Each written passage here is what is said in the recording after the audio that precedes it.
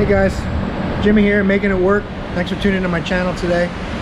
This video is going to be about some of my snap-on toolboxes over the course of my 40-year career. I've had a couple people kind of questioning my loyalty to America and to the industry of auto repair itself, and my integrity and all kinds of other crazy stuff. But so I just wanted to go down for the people who don't know any better and don't really know my history, and they're trying to figure out why I'm going to an Icon toolbox and why I bought this Milwaukee toolbox. I made a video on that as well. So I wanted to go over some of the toolboxes. I've printed out pictures of all the toolboxes I had. They're not exact pictures from my picture files. I went online and looked up the first 10 or so toolboxes I've had from Snap-on. I think it was 10, but we'll count them together. So that's what this video is going to be about. I just wanted you guys to be a little bit better informed about my history in this industry, especially when it comes to Snap-on tools and how I make my choices in tools or toolboxes or whatever it may be. I used to spend the money unconditionally, thinking Snap-on was the only one I could ever buy from if I was going to prove I was a good mechanic. It took me quite a while. It's probably only been the past 5 or 6 years I started to realize that I'm spending quite a bit of money on tools that sit in my box for the most part. So little by little I came to the conclusion that something I'm going to use every day and wear out real quick, I need to buy from a tool truck who's going to come in and service me and warranty them. Of course, they still do break and wear out, just like the less expensive tools, just not quite as fast.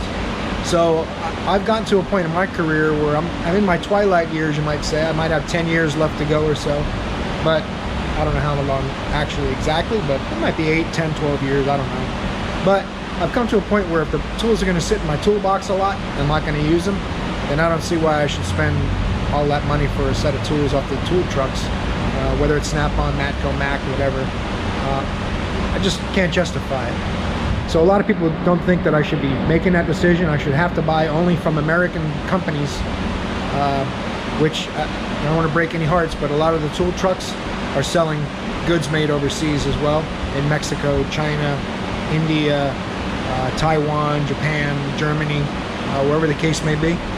There's no American tool manufacturer at this time that makes everything in the United States.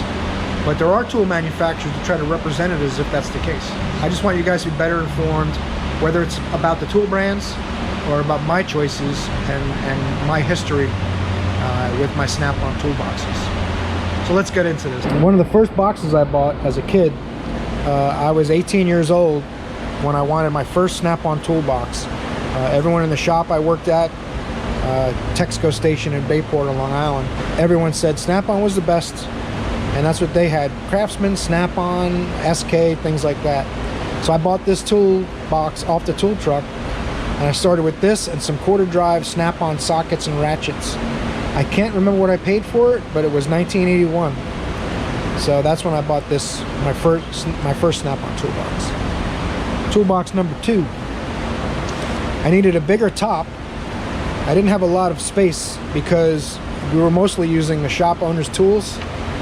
So I wanted to just get a bigger top box and work out of that. I just needed a little bit more room. I bought the next bigger Snap-on toolbox. I figured with this I could at least fit all my personal tools. I wanted to start building a collection because the owner of the shop wanted us to use his tools, but I knew I would be trapped at his shop. If I ever wanted to go anywhere else, I wouldn't have any tools. So I started building my collection and expanding my toolboxes a little bit at a time. Then I bought myself a bottom box, very similar to this one. I forget the part number. It's probably a KRL series, or if they called it a KR series back then, I'm not really sure. I apologize for that. I am not a toolbox expert. I'm just showing you my history and where I went with these things. I'll put something in the description if I can figure out what the part numbers were on these and let you guys know if you wanted to look them up yourself. This is a fairly small toolbox, but I went to where I had this on top of this toolbox. This is my third toolbox in about 1985. Of course, I'm guessing, but it was about that time, late 84, 85, before I met my wife and got married. I bought this, my third Snap-on toolbox. I moved that from Long Island down to Florida, and I needed more room. I had my own. I was working at Midas, and I wanted my own toolbox that was top and bottom and matched and was a little more modern. My older box was getting pretty dated and small, so I got this Dale Earnhardt toolbox. I was a pretty big Dale Earnhardt fan, I still am. God rest his soul. But I saw this box on the truck and I had to have it. So I bought this toolbox in the early 90s. I want to say it was about 94, approximately, maybe 95 when I bought this toolbox. It was pretty expensive at the time. I want to say $3,600, but that's totally a guess. When I get some time, I'll look that up and put it in the description. Or if one of you guys knows, you can comment on this toolbox. Tell me about what they cost back in the day and what year they were out, because I'm giving you all approximates. I just wanted to run over this quick for people who don't think I like Snap-on. Then I bought a bigger box. I wanted something double bay box. I traded my Earnhardt box in on the tool truck towards my next bigger box.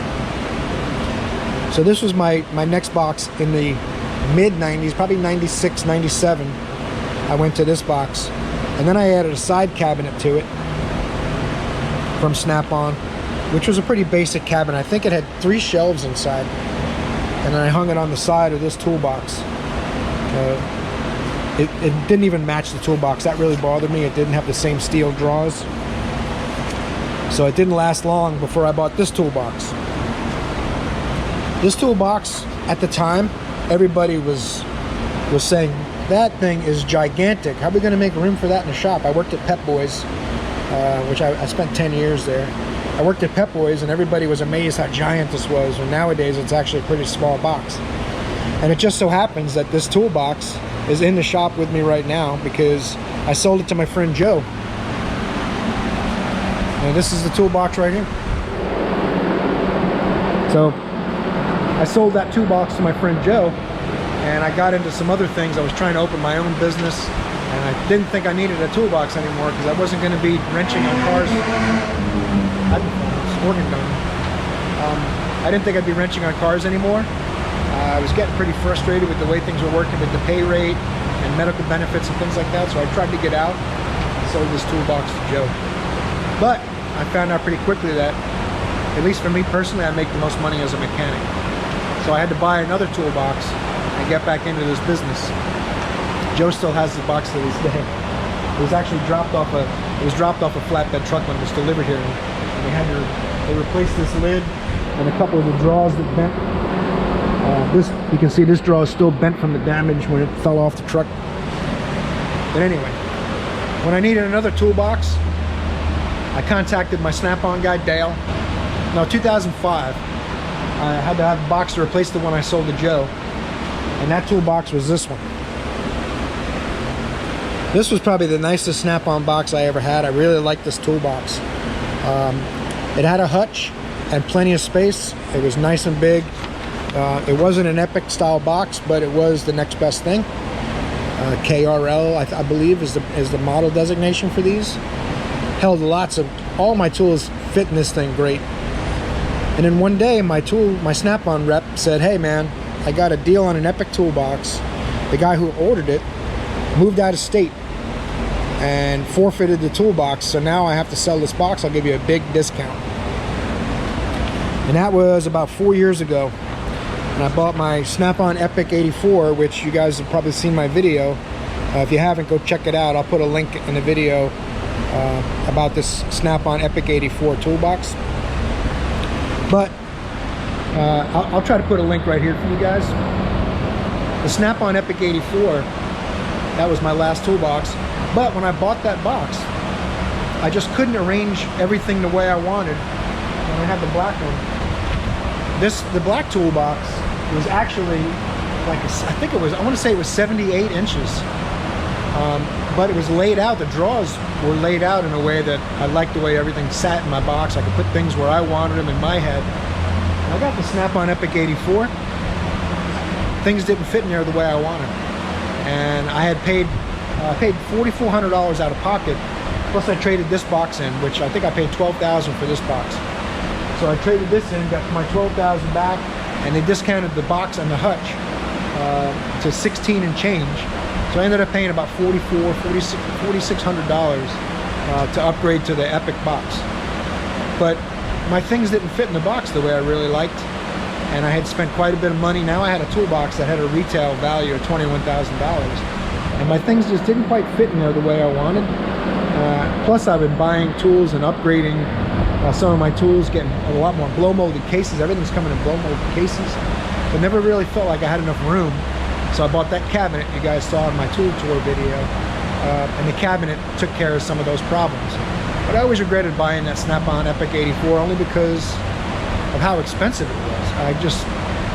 As I'm getting older and maturing a little bit, I started thinking, man, I spent an awful lot of money for tool storage.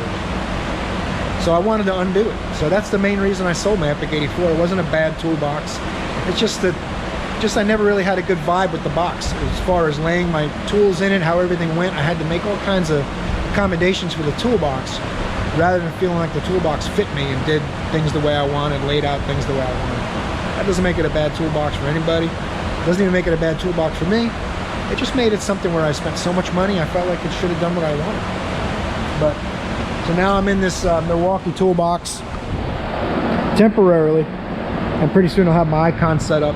So you guys look for that video. I'm supposed to have that box in about 3 to 5 weeks. We'll see how that goes. But I appreciate you guys watching this little video. Now you know a little bit of history about my Snap-on toolbox collection. All the toolboxes I've had over the years. I may have even missed one. There may have been more than that. Those are the ones I remember. Every few years I would basically upgrade my toolbox and get some of my money back, or most of it, towards the next toolbox, as long as I bought a more expensive toolbox. Which, that just shows you there's probably about a 50% margin I'm figuring from what some of my Snap-on guys I had that used to be Snap-on guys. They tell me it's 50% or more markup on the toolboxes. That's why they can be pretty good on trade-ons.